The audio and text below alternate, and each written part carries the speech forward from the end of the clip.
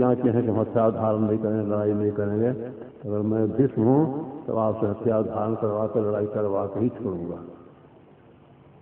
आज जो हरिन शस्त्र घाओ तो लाजो गंगा जलनी को शांतन सुत कहाओ, चंदन खंड महारथ खंडो कब्र सही दुलाओ, इसमें करो शपथ करके स्त्री गति न पाओ। कसम खा लिया।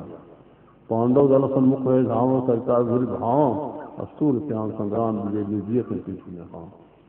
और ठीक दूसरे दिन लड़ाई हुई, इतनी घमासान लड़ाई हुई कि भगवान कृष्ण ने सोचा कि एक क्षण के लिए विलंब करूंगा तो अर्जुन मारा जाएगा। अर्जुन के लिए भगवान किस तरह से समर्पित थे ये कहने की बाहर की बात। एक बार अर्जुन ने कहा था कि भगवान इस लड़ाई में अगर मैं मारा गया तो आप क्या करेंगे? और हमारे रहते तो मारे जाओ तो हो ही नहीं सकता है, फिर भी तुम किसी तरह से अगर मारे ही गए तो अर्जुन विश्वास करो मैं अपना सुदर्शन चक्र उठाऊंगा और सारे संसार को समाप्त करके धरती को उलट दूंगा। इसलिए अर्जुन के बिना कुछ कह नहीं सकता है। तो भगवान कुछ होते हैं अगर थोड़ा सा विलंब करूंगा तो अर्जुन मारा जाएगा। तो रस्ते से कूद गए, अपनी प्रतिज्ञा भूल गए। तो कुछ हथियार तो था नहीं, वही रस्ता पहिया जो जहाँ चुका हो गया था उसी को सुदर्शन चक्र बनाकर दौड़े मारने के लिए दुष्टाओं को। फिर कहते हैं भगवान आई है, हमको मार कर हमको अमर कर दीजिए, हमारी प्रतिज्ञा पूरी हो गई और आपकी प्रतिज्ञा भंग हो गई। तो अर्जुन ने पैर मनाया। तो भगवान कृष्ण को ललकारने की शक्ति नामों को हुई एकमात्र ब्रह्मचर्य के पालन से। अखंड बाल ब्रह्मचर्य थे। ब्रह्मचर्य का पालन मनुष्य को क्या बना सकता है कहने की बाहर की बात है। नर हो या नारी हो, श्वेत रक्त की रक्षा करेगा। संत कबीर साहब के वचन में पानी में आग पूछे आग लगकर चित्र हो जाएगा और तीनों लोग हो जाएगा। ब्रह्मचर्य का पालन करता है। दोनों फसल ब्रह्मचर्य का पालन करके तुम लोग पोशाक करो, पानी में देखना रो दोनों ऐसा ही पानी में देख रहो वही तुम जाओ दोनों चलो। पानी में है शरीर में हूँ कॉपी मत करो। शरीर को मैं मान रहने वाला मनुष्य रूप में मनुष्य के शरीर आते हुए मुड़ नहीं है।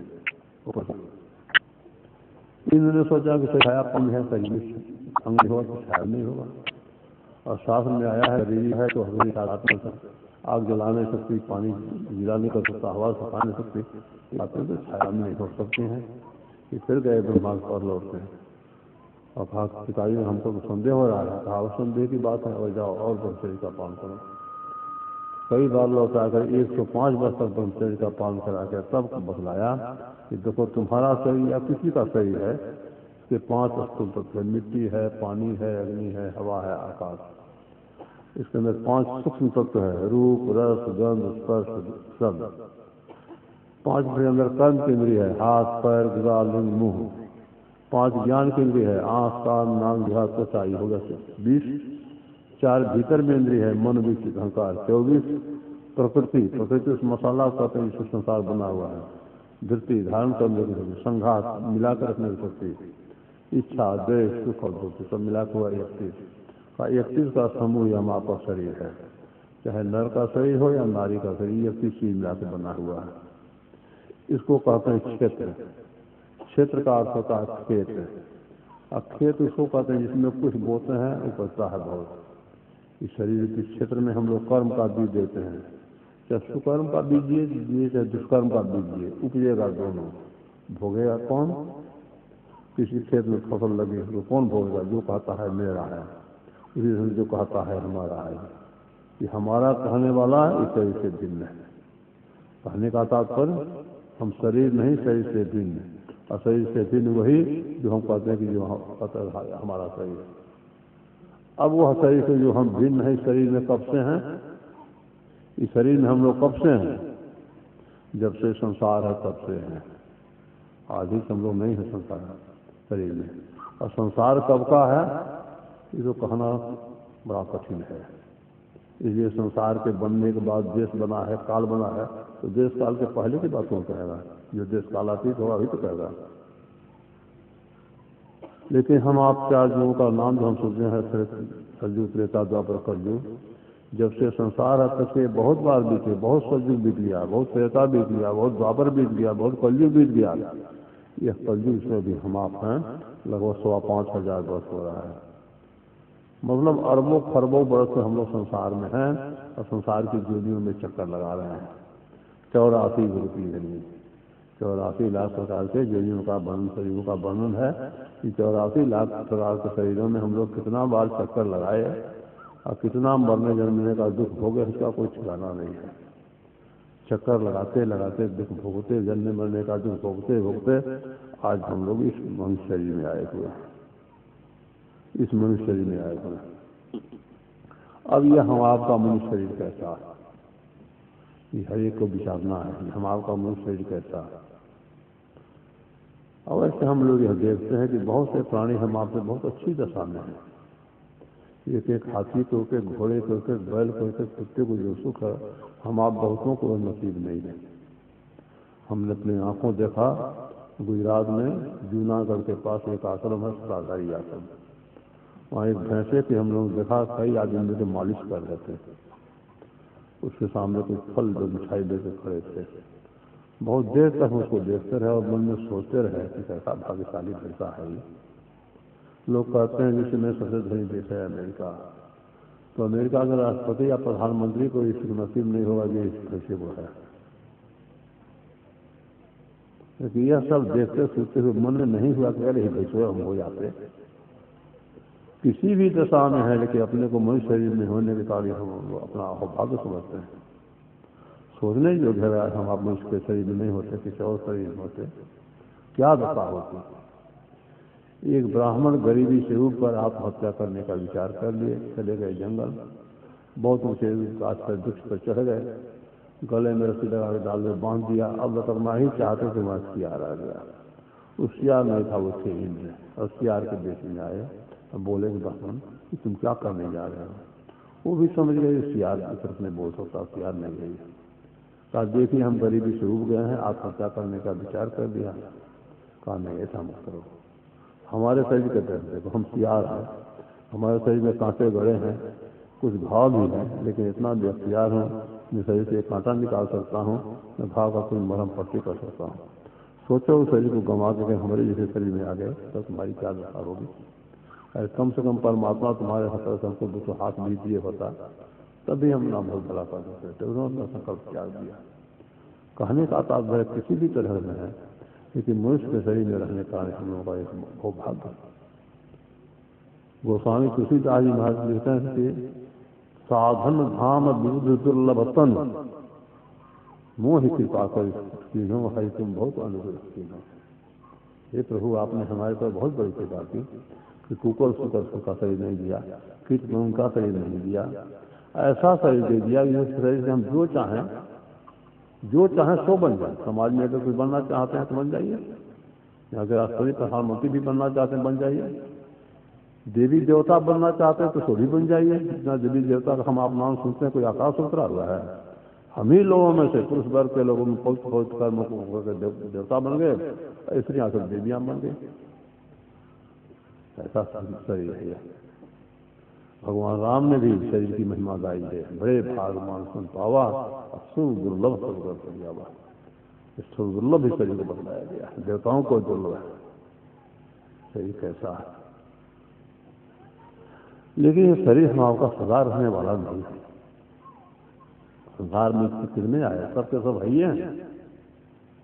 यहाँ आकर रहे कोई जो बड़े सुल्तान थे, जा समाये खाक में जो नवाबो खान थे, ताज जरी से जने चमकते थे वर्कबस, सब तरह से पास इसके ऐसे सामान थे। 4 दिन नौबत बजाकर अपनी अपनी चल दिए, चाहे बाईमान थे या चाहे बेईमान थे। नेक नामी ले गए वे कर गए जो नेक काम, ले गए लानत उनसे पहुंचे नुकसान। ये संसार में श्लोक है। यहाँ के प्राणी अथवा पदार्थ का बिनस जाना धर्म ही है, इसको कोई बचा नहीं सकता है। बिनसने से हम आप कोई भी बिनसने से बच नहीं सकते, कोई बचा नहीं सकता।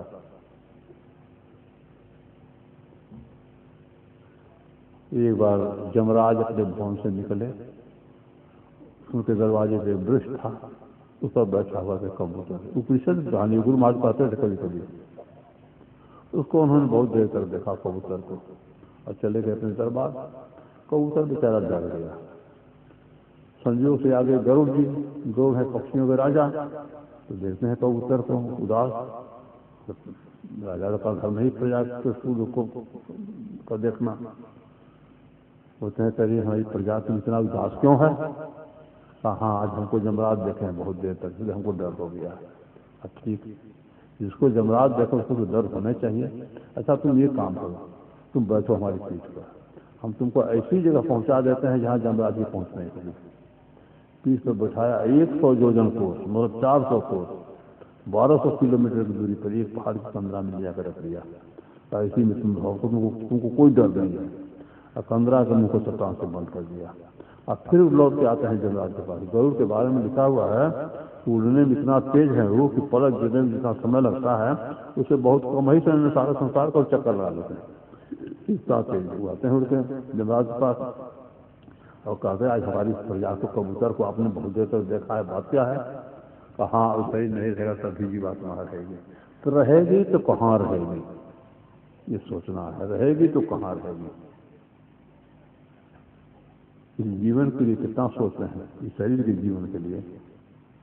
आज आपके घर में खाने के लिए सारी सुविधा है, लेकिन कल की आपको चिंता है, साल भर के लिए चिंता है, 100 बरस के लिए चिंता है, बेटे पोते परपोते के लिए चिंता है। उसके लिए कितना क्या आप कर रहे हैं, कितने तरह के उद्यम को अपनाए हुए हैं।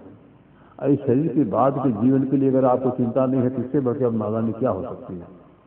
अरे ये शरीर तो हम आपका तो नहीं के बराबर है। कि श्वासा जा रहा है, लौटेगा कि नहीं लौटेगा इसमें भी संदेह है। लेकिन शरीर के बाद वाला जो जीवन है वो तो बहुत लंबा जीवन है, अनंत काल का जीवन है। अनंत काल के जीवन के लिए सोचना है। शरीर छूट जाएगा, मर जाएगा, जो आत्मा रहेगी तो कहाँ रहेगी? इतने मर के गए तो कहाँ गए?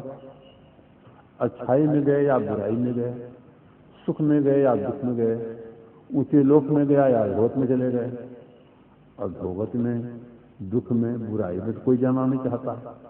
हर एक चाहता है ऊंचा से ऊंचा लोक मिले, ऊंचा से ऊंचा सुख मिले, अच्छाई को प्राप्त कर। हर कोई यही सोचता है, हर एक यही सोचता है कि वो सोचने से काम चलेगा। पाठ में आप लोगों ने सुना है कृष्ण के मंदिर में, यदि इस जन्म में ब्रह्म को जान लिया तो ठीक है, और नहीं जाना तो बड़ी भारी कहानी है। देवता के शरीर में चले गए तब भी आप हानि में चले गए, और पशु पक्षी फिर गाय के शरीर में चले गए तब तो कहना ही क्या, तो बहुत बड़ी हानि हो गई। कि बहुत बड़ी हानि से बचना चाहते हैं, जीवन के बाद का जो बहुत लंबा जीवन को सुख में बनाना चाहते हैं, एक ही उपाय है कि ब्रह्म को जानिए। ब्रह्म अर्थात परमात्मा को जानिए। केवल विचार में जानिए, केवल विचार में। विचार में जानना तो बहुत कम जानना है, नहीं के बराबर जानना है। पूरा जानना तो है पहचान करके जानना, पहचान करके जानिए। किसको कहा ब्रह्म? परिभाषा की है गोस्वामी तुलसीदास ने कि ब्रह्म जो व्यापक, ब्रह्म वह जो सब में व्यापक होकर के है और जिसमें कोई व्यापक नहीं। प्रत्यक्ष है, धरती है में पानी व्यापक है, पानी में अग्नि व्यापक है, अग्नि में हवा व्यापक है, हवा में आकाश व्यापक है। और जो जिसमें व्यापक है वो उससे उसका मंडल उससे विशेष है। धरती से पानी का मंडल विशेष है। पहले लिखे लोग भौगोलिक ज्ञानी बात जान रहे हैं कि सातल 3 हिस्सा जल, और जल धरती में है, धरती पर है, धरती को छोड़ करके उसका विस्तार बहुत है। पानी में अग्नि व्यापक है तो अग्नि पानी में भी है, धरती में है, उसके अलावे भी है। हवा अग्नि में भी है, पानी में भी है, धरती में है, हवा बाहर भी है। आकाश में चारों तरफ व्यापकों से सबसे परे है। हवा में, अग्नि, आकाश में कौन व्यापक है? और जो जिसमें व्यापक है वही आधार भी है। गोस्वामी तुलसीदास जी महाराज का कुछ ऐसा भी है, ये आकाश को देखते हो ऐसे 100 करोड़ आकाश जिसमें अड़ जाए, ऐसा भी कुछ है। न बसत कोटि अमित अवकाशा, उसमें अब कोई व्यापक नहीं है, उसमें अब कोई व्यापक नहीं। इसलिए वो अनंत है, तो अनंत की बात क्या है तो व्यापक होगा, ऐसा कुछ है जरूर। सरकार कहते हैं कि उस ब्रह्म को जानो जो सब में व्यापक होगा, उसको जानो। और हानि से बचना चाहते हो तो बहुत बड़ी हानि से बच जाओगे। हम उसे जानकर बहुत बड़ी हानि से बच जाएंगे, ये कैसे संभव है? इसीलिए संत महात्मा लोग आता संतों को हम लिखा हुआ है, संतों के वचन को मान लेना, संतों के वचन को मान लेना कोई नादानी नहीं है। जिस सत्य पिता के लिए माता से बढ़ के कोई प्रमाण नहीं है, उसे ईश्वर या परमात्मा के लिए संतों के से बढ़ के कोई प्रमाण नहीं है। और सदगुण तो संतों का वचन नहीं सुन होता है। कोई माँ अपने बच्चे से कहती है कि तुम्हारे हम पिता हैं, तो क्या बात मान लो, अगर तुम पता कि हमको तुम्हारे बात पर विश्वास नहीं है, तो ऐसे बच्चा को हम इसको क्या कहिएगा? कहानी का तात्पर्य है संतों का वचन, सदगुणों का वचन ही प्रमाण है। ऐसा जो परमात्मा जो है, जो सब में व्यापक होकर सबसे बाहर है, सब उसके अंदर है, वह सबके अंदर है, तो वही जो सबके अंदर है वही हम आपके अंदर है, उसी को जीवात्मा कहते हैं, उसी को जीवात्मा कहते हैं। हम उस जीवात्मा परमात्मा का अंश उसी का भाव इस भेद इस शरीर के कारण से है, शरीर के कारण से। और जब तक ये भेद है तब तक दुख है, जब तक ये भेद है तभी तक दुख है। ये संतोषी साहब के वचन में, संतो भक्त सतो गुरु आनी, संत सतगुरु जो भक्ति की जिंदगी बदलाते कहते हैं वह आनी अर्थात जो देखा देखी जो है इससे दूसरे ही तरह के, आनी अर्थात दूसरे ही तरह के। नारी एक पुरुष भी जाया बूझो पंडित ज्ञानी, और पंडित हो ज्ञानी हो जानो कि माया की तीसरी ने जीवात्मा परमात्मा दुख कर दिया है। हम आपका शरीर क्या है? ये माया है। ऐसे के कारण ही जीवात्मा परमात्मा दुख का भेद बना हुआ है। पाहन फोड़ी गंगे के निश्चित चौदिस पानी पानी, हम आपका शरीर क्या है? जड़ है। इसको छोड़ कैसे जीवात्मा चेतन है, गंगा की धारा निकली अध्यक्ष 34 पानी पानी अर्थात पानी में परमात्मा परमात्मा अतः पानी जो ऊपर बच गए, परमात्मा मिल गए, द्वैत का पहाड़ जैसा खत्म हो गया, अद्वैत हो गया। दरियाधार समानी संतो भक्त गुरानी। कहने का तात्पर्य हम जीवात्मा उस परमात्मा का अंश है, उसी से हम बने हुए हैं, उससे भिन्न अलग हो गए हैं, उसे अलग होने का हमको दुख है। संसार में हम आप दुखी पाते हैं, संसार के पदार्थों में कमी कारण नहीं, संसार की चीजें, आवश्यकता की चीजें सबको है। आपको घर चाहिए, आपको घर है, आपको वस्त्र चाहिए, वस्त्र आपको है, भोजन चाहिए, भोजन भी आपको मिल रहा है, मिलते रहेगा, इसलिए विधान है। यहाँ पे एक चीटी है, वो भी भूखी नहीं रहती है, ये मच्छर जो है वो भूखा नहीं रहता है, आप भूखा कर रहेगा। पौ फाटी पगड़ा भया जागे जीवा जून, और सब काहू को देते है तो समाना चुने का विधान है, चलिए विधान है। लेकिन हमको ऐसा ही घर चाहिए, संगमरमर का चाहिए, सोने का महल चाहिए, ऐसा ही वस्त्र चाहिए, ऐसा ही भोजन चाहिए, ये कामना की पूर्ति नहीं होती है। आवश्यकता की पूर्ति हो रही है, होते रहेगी, ये कामना की पूर्ति नहीं होती है। ये कामना जो है वही कष्टदायिनी है। ये कामना की पूर्ति कब होगी? कामना की पूर्ति जब सकल कामदायक भगवान, आप जिसके अंक हैं वो आपको आपका अंक जब मिल जाएगा आपको, तो ये कामना की पूर्ति हो जाएगी। और जब तक वो नहीं मिलेगा तब तक आप पति खराब पति बनते रहिए। ज्यों 10 20 50 भय सत हो 1000 तो लाख मरेगी, कोटे अरब खरब संग धरापति होने की चाह जगेगी, पृथ्वी पाताल राज करो कृष्णा अधिका वहाँ परमात्मा में, इसलिए सब तरफ पानी है। परमात्मा हम आपके सब तरफ है, ऊपर नीचे आगे पीछे सब तरफ है परमात्मा। तो फिर पानी की आवश्यकता क्यों? जब सब तरफ है, अंदर में भी है, तो पानी की आवश्यकता क्यों? मछली पानी में रहती है तो क्या पानी नहीं, मछली नहीं पानी पीती है? पानी में रहती है, वो भी पानी पीना पड़ता है। पानी में रहते हुए भी अब पानी जब तो नहीं पिएगी प्यास का दुख नहीं जाएगा, प्यास का दुख मरेगा। तो मछली पानी पीती कैसे? तो कबीर ने साहब ने लिखा पानी भी प्यासी हुई नहीं लिख दिया, उसके अंदर बहुत बड़ा रहस्य पड़ा हुआ है। मछली के मुंह को परमात्मा ने कुछ ऐसा बनाया है कि जब वो आहार लेती है तो केवल आहार पेट में जाता है, पानी नहीं जाता है। पानी तो सब जाता है जब मछली उलटती है। पानी में रहते हुए मछली अगर उल्टे न गई है तो प्यास मर जाएगी। एक संकेत है। इसी से हम लोग परमात्मा में है, परमात्मा हमारे सब तरफ है, ऊपर नीचे आगे पीछे दाहिने बाएं आनंद, बड़ा से बड़ा छोटे छोटा में ही से सब लेखा और सबके मध्य निरंतर साई। और जितने संत महात्मा हुए कहा सबों ने अपने कहने के ढंग से ऐसा ही कहा है, और हम लोग तो रोज पाठ ही करते हैं कि परम तत्व आदि अंतर है, असीम अजन्मा अगोचर सर्वव्यापक और सर्वव्यापकता के भी परे है, उसे ही सर्वेश्वर सर्वाधार मानना चाहिए। ऐसा है परमात्मा। पानी की आवश्यकता क्यों है? जब तक हम आप संसार और संसार की तरफ होकर रहेंगे, परमात्मा में रहते हुए भी परमात्मा का ज्ञान हम आपको नहीं होगा।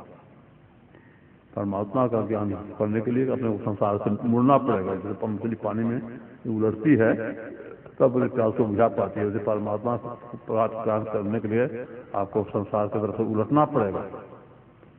और जब तक संसार की तरफ से उलटेंगे नहीं तो ऐसा नहीं होगा। तो संसार से उलटने का मतलब क्या है? पूरा में बैठे पश्चिम हो जाओ, तो पश्चिम संसार नहीं है। संसार सब तरह का, ऊपर नीचे आगे पीछे सब तरह संसार है। यहाँ उलटने से मतलब नहीं है। यहाँ उलटने से मतलब है कि बाहर से अंतर्मुख हो जाइए, बाहर से अंतर्मुख हो जाइए, आप उलट जाएंगे। और उसने जैसे हम आप मुँह कर बैठे हैं, आप उलट जाए तब आप सब पीछे हो जाएगा, पीछे वाला सामने हो जाएगा।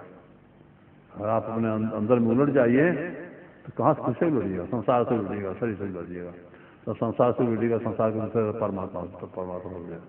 पिंड शरीर से उलटिएगा, शरीर से पिंड से ब्रह्मांड हो जाएगा। पिंड से ब्रह्मांड की तरफ हो गए आप तो परमात्मा की तरफ हो जाइएगा।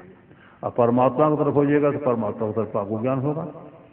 जैसे हम संसार की तरफ, संसार की तरफ ज्ञान हो रहा है। कैसे हो रहा है? ये प्रकाश और शब्द ही ज्ञान का साधन है। प्रकाश नहीं रहे, शब्द नहीं, बिल्कुल ज्ञान नहीं होगा। ज्ञान का ही साधन है।